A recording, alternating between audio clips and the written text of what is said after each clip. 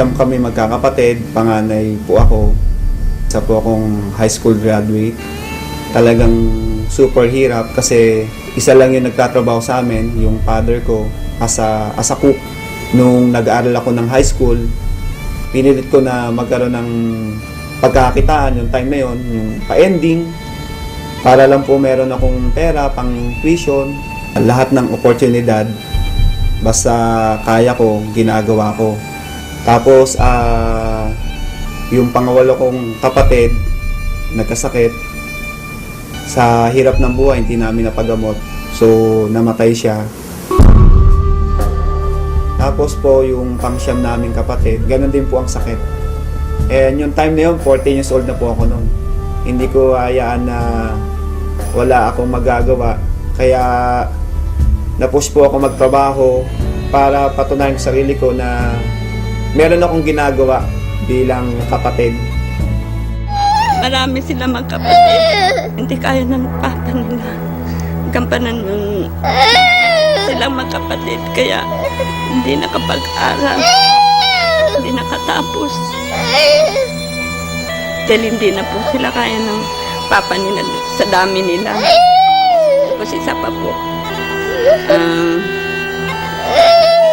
Binigyan pa ng sakit yung bunso nilang kapatid. Hindi ko na naisip na i-enjoy yung pagkabata ko, na mag-enjoy, maglaro. Iniisip ko talaga yung time na yun. Magtrabaho, at the same time kumita, makatulong sa pamilya.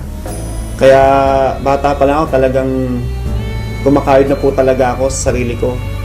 Nagtrabaho ko bilang as a construction worker.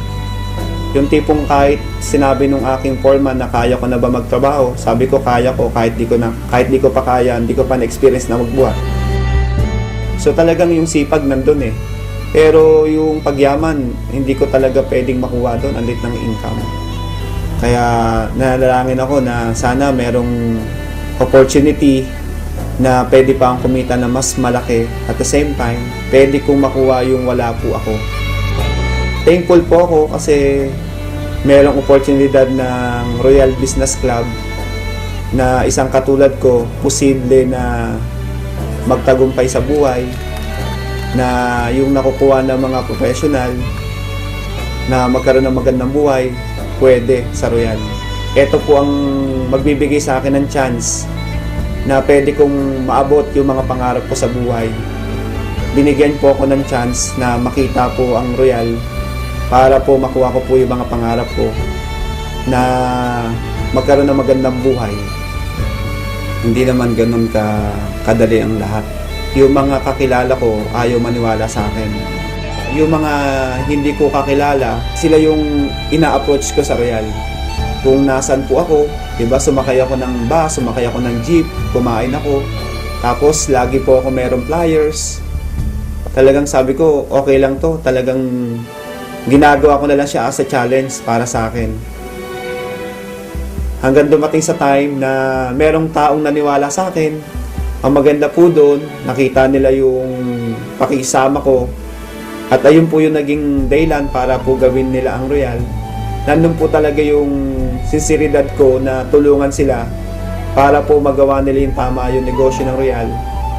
Kaya yung nagsisimula po ako, yung unang mga naniwala sa akin, yun po talaga yung unang tinulungan ko at hindi ko pinabayaan na hindi sila maging successful para po makuha nila yung mga pangarap nila sa Royal.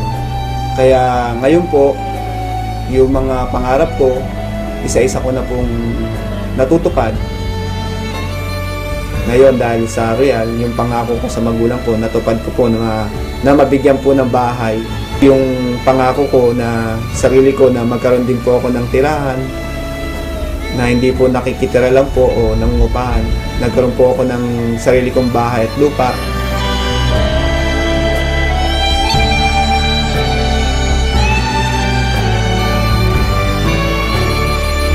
Dati, ang higaan ko, papat, kawayan. Pero ngayon, nakakutsyon na ako. Isang room. So, sa second floor, meron po tayong 3 room. Lahat ng nakita niyo po ngayon, lahat po yan katas po ng Royal. Tapos po, nagkaroon po ako ng pangalawang sasakyan, brand new. Ito ko, yung kulay white Montero. Pangalawang sasakyan ko na nabili sa Royal.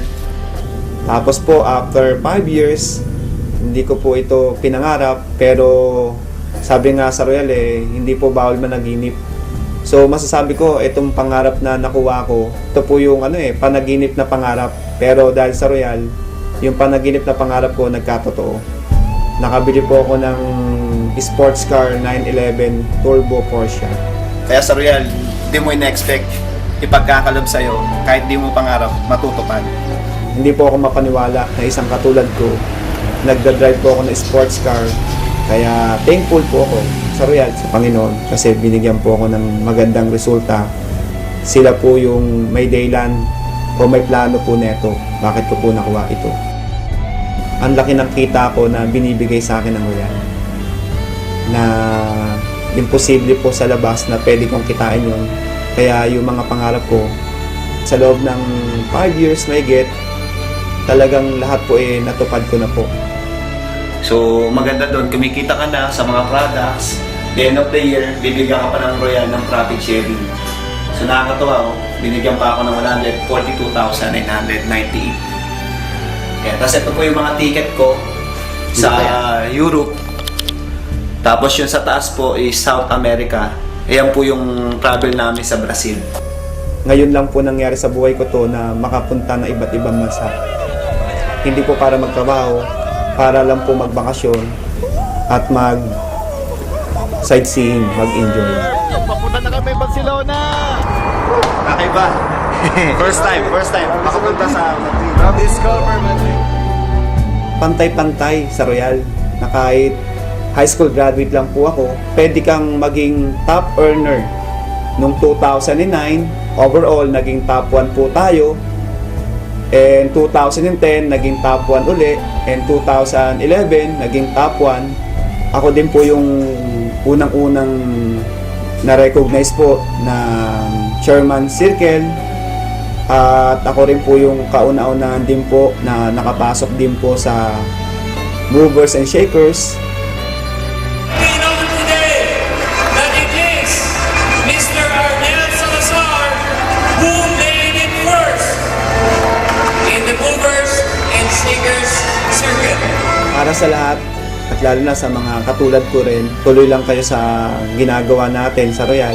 Pagsipagan lang natin kasi naniniwala ko na sa Royal Business Club na po tayo. Ito na po yung right vehicle. Darating po yung time, magugulat na lang po kayo, nandyan na lahat po yung pangarap natin. Sa lahat ng ginagawa natin, sa lahat ng paghihirap na ito, bandang dulo, expect nyo, meron din pong naghihintay na magandang resulta.